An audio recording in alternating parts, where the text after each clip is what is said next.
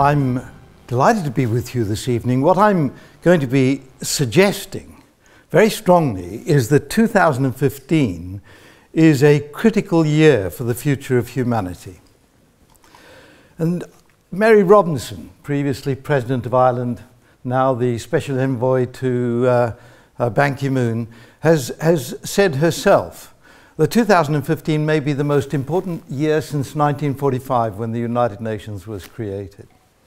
And the reason I say that is because we have this critically important meeting in December this year in Paris of the United Nations Framework Convention on Climate Change. It'll be 21 years since the first meeting, and this is the opportunity for 197 nations to sit down and agree at a single meeting that we need to take action on climate change for the future of humanity. That's what is critically at stake. My starting point is the demographic pressures that we're putting on the planet's resources and on the common good. And that all starts with the success post-industrial revolution. Science, engineering, technology, medicine, delivering well-being for mankind across humanity. And a measure of that success is the way we increased our population in the 20th century. So we started that century at 1.5 billion people. We started adding a billion every 12 years. And we ended the century at 6 billion. And as we come to this century, the best projections forward indicate that we're going to be about 9 billion by mid-century and stabilize at around that number. This is the IASA's projected figures forward. So female education, female empowerment have led to a stabilization of the number of children per woman at about 2 globally. We're at 2.2 at the moment. It means the problem of population growth is no longer the issue. What is the issue is the underlying growth of the middle class, very much the urban middle class. I'm defining middle class as those who spend between $10 and $100 a day. These are the consumers, the people who are using up the commodities of the planet. And so it's that growth of the middle class that is the big new 21st century challenge. And it is that group that is using fossil fuels rather endlessly and with a massive growth at the moment. 1 billion middle class people out of 6 billion on the planet's surface in the year 2000 is now 2 billion and rising, heading towards 4.5 billion by 2030. This is the most enormous transition. And of course, it's the pressure on our Earth's resources that we're looking at in terms of that growth. Can we actually deliver the kind of middle-class living that we got used to in the 20th century with that sort of population? The suggestion is no, we can't, and that we have a succession of challenges that we together, acting collectively, need to manage. We can do it. The question is whether we have the appetite and the will to deliver in order to manage human well-being going through this century. So let me repeat, we can do it, but the question is whether we have the understanding and the joint will to act in order to achieve that. What I'm suggesting here is that demographics is bringing together a series of challenges in this century, unlike any set of challenges we faced before. And they are a set of challenges which are multiply interactive. So we, of course, if we have a problem with food production, we can use more land and more water. But as we do that, the question is what is left for the ecosystems, and in particular the forests. We end up deforesting in order to produce the food in the way that we produced it in the 20th century. If we look at energy production, of course we need energy for food production and for delivering food to the urban areas where most of us are that need to eat the food. But how do we manage this when we have water shortages? Well, of course, I'm referring to potable water, and we've got plenty of seawater, so we can desalinate that. We know the technical solution to desalination, but it's a very energy-intensive process. So we're then adding a burden on the energy security and supply side because we're using energy to produce fresh water. And if you're in the Middle East, it's going to be burning oil to produce fresh water. When you drink a glass of water on your visits to the Middle East, please recall that fact. And when you're in southern Australia now, there's more and more likelihood that you're going to be drinking water that was produced by burning coal. So what we see is that this is a many-faceted problem, and it's all coming at us together. We can manage these problems. For example, if we talk about the energy-intensive desalination process, why not use solar energy to do it? Wherever we need water, there turns out to be a surfeit of sunlight available. So we simply need to get sensible about this. I say simply, I don't want to suggest this is an easy problem. We have to look at these problems all together. Holistically is the word that comes to mind. Of all of these problems, I'm going to suggest that climate change is the biggest challenge of all. In fact, what I've just said, if we burn more fossil fuels to manage water shortages, we cause climate change to accelerate in doing that. And in many of those areas where drought is now appearing, São Paulo, the state which has one of the biggest cities, the mega city of São Paulo itself, in the middle of that state, is now suffering droughts. And wherever we have droughts, we find we've got plenty of sunlight. So we just need to get smart. Now, is there any evidence for what I've just said? Well, I'm going to suggest if you look at commodity prices, you can see evidence for this. This is a mix of a basket of commodity prices for food, energy, and minerals. And you'll see the oil shock in the 1970s driven by OPEC's control of oil production. And you can also see then the very much bigger rise as we approach 2010. Not much discussed, but I suggest that that is the rise due to this rapid rise in the middle class, most of that occurring in the Asia-Pacific region since the year 2000, creating this very much bigger demand for these commodities. And because we have already used up a lot of the resources that are easily available, and so it becomes more expensive to produce the resources to meet the demand that is now being created. Now, it's perhaps important to say, and we've had an economic downturn in that time. Normally, in an economic downturn, commodity prices come down because demand falls. We don't have that luxury of rebuilding our economies on cheap commodities now because of this issue of the very rapid rise in demand. Now, going forward, the climate change, I am suggesting, is the biggest challenge of all. Why do I say that? Because it impacts every society, every one of us. Rising temperatures, rising sea levels, changing rainfall patterns around the world mean that all of those agricultural conditions that we've got used to for farming the food that we need are likely to change in many, many places, and we have population pressure on top of that. What I'm showing you here is, in black, the average summer temperatures in Central Europe going back from 2003 to the year 1900. Why did I choose 2003? Because we had the hottest summer in Central Europe on record in 2003.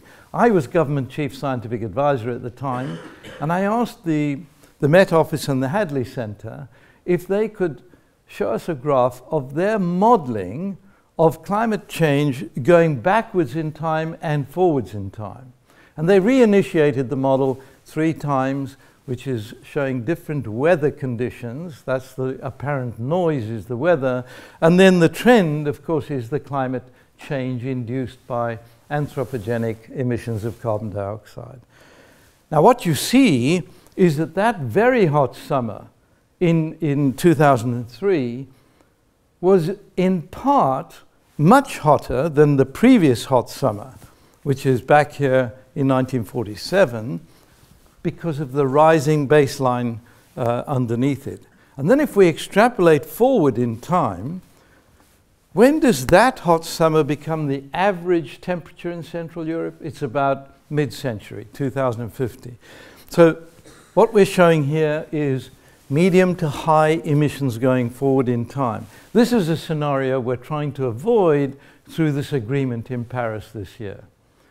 We need to agree to limit the amount of carbon that we burn.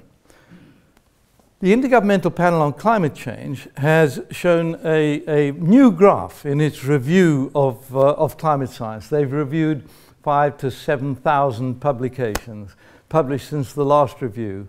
And this graph, I think, is critically important. It shows the temperature rise since the pre-industrial period as a function of our induced CO2 rise in the atmosphere. And what they conclude is that if we wish to stay below the 2 degrees centigrade rise since the beginning of the Industrial Revolution, then we have only a carbon budget left of about the same amount that we've burnt already.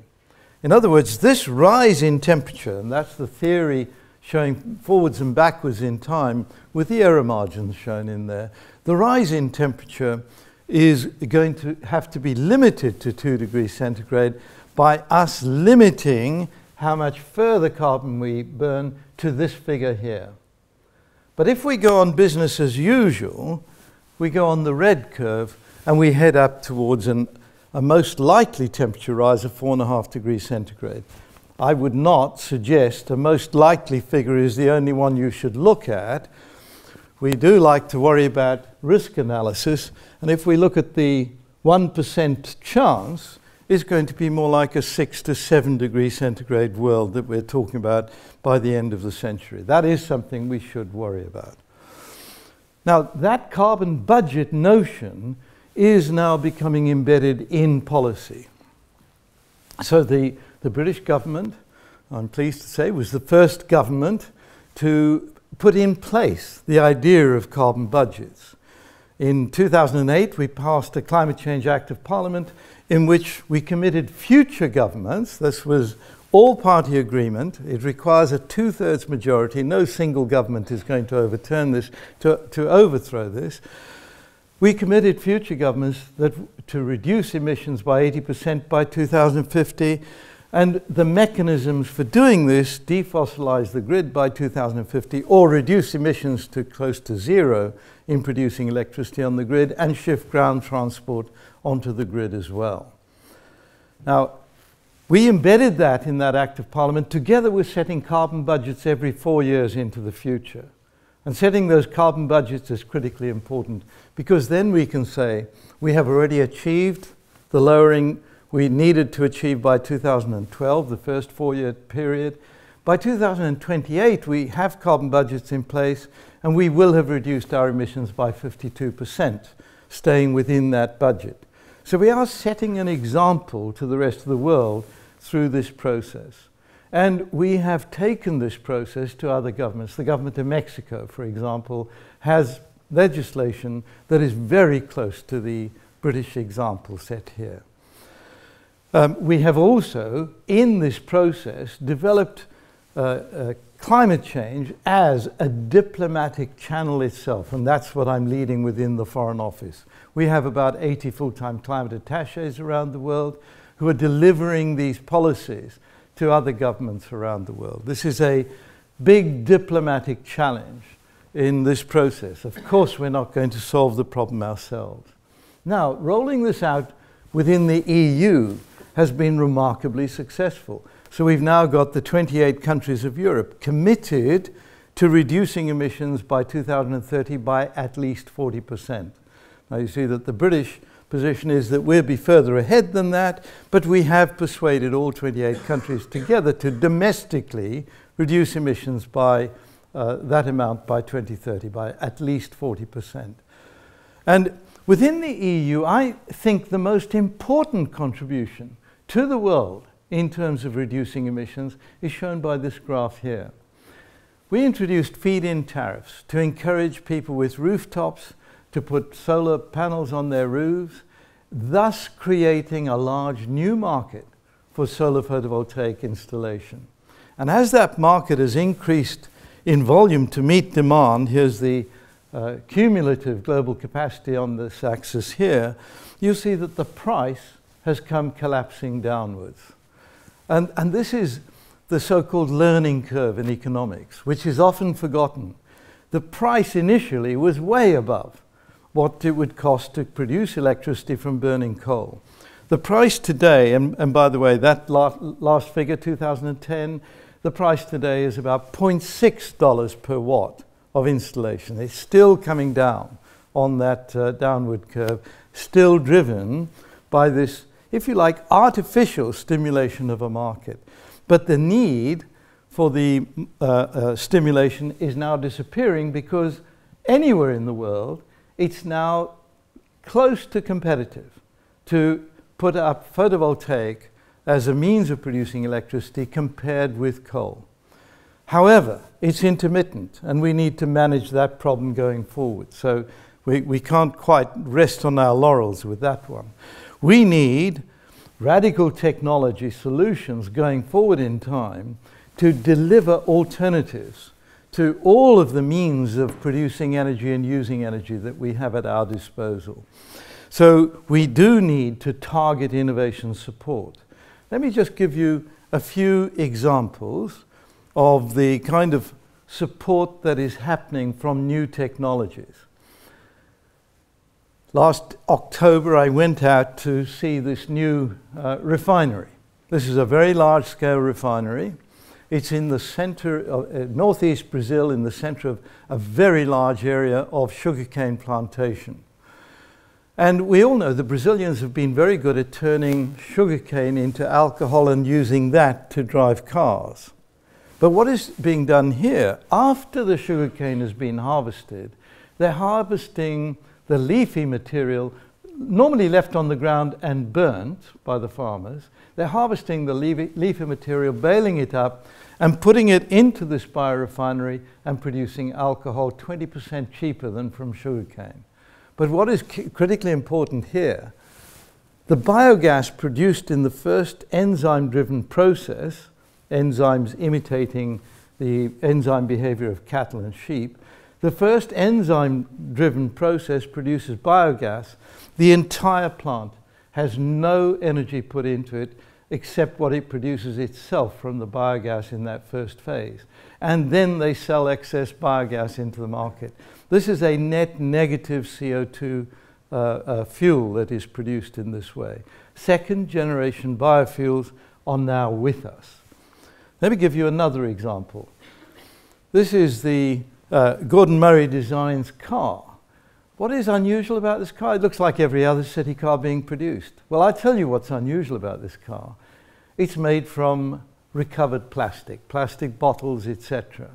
The chassis is one single piece of molded plastic. The average car has 1,500 bolts in its chassis. This has none. The chassis is produced in 50 seconds in the plant. The whole car rolls off the plant in 5.5 minutes from starting off as plastic bottles. What you're looking at is a circular economy car. The energy taken up in producing the car, massively reduced, and then it's recoverable. So if this car is in an accident, pick up the pieces, take it to the factory, and 5.5 minutes later drive out in a new car. This thinking of sustainability, circular economy, is giving rise to the most amazing new technologies. Now, how do we fly freight around the world in a zero carbon dioxide manner? This is a British company's design of an airship. Now, this is an aluminium frame, so it's very much like an Airbus, but you'll see the sheer height of it. It's about 12 stories high. It's a bit higher than the tower at the airport there. This one is designed to take a freight load of 150 tons. And the point is that it has on board a compressor and then 5 plastic bags to contain helium. As you release helium into the plastic bags, the aircraft lifts, The aircraft is big enough, 150 meters by 60 meters, that you cover it with photovoltaics and you now drive it with solar energy to its destination. The whole point of this is therefore not just energy efficiency, the cost of moving tomatoes from the farmlands. You lift them up from the farmlands into the hold, you don't land the airship, and then delivery to supermarkets in the UK, the cost is reduced by a factor of 10 or so. So what you're looking at is the idea of developing technologies that match up to this new low-carbon world, and it's an exciting period of time. If I then just move you on to a big program that a group of us here in the UK have suggested. You may recognize some of the names.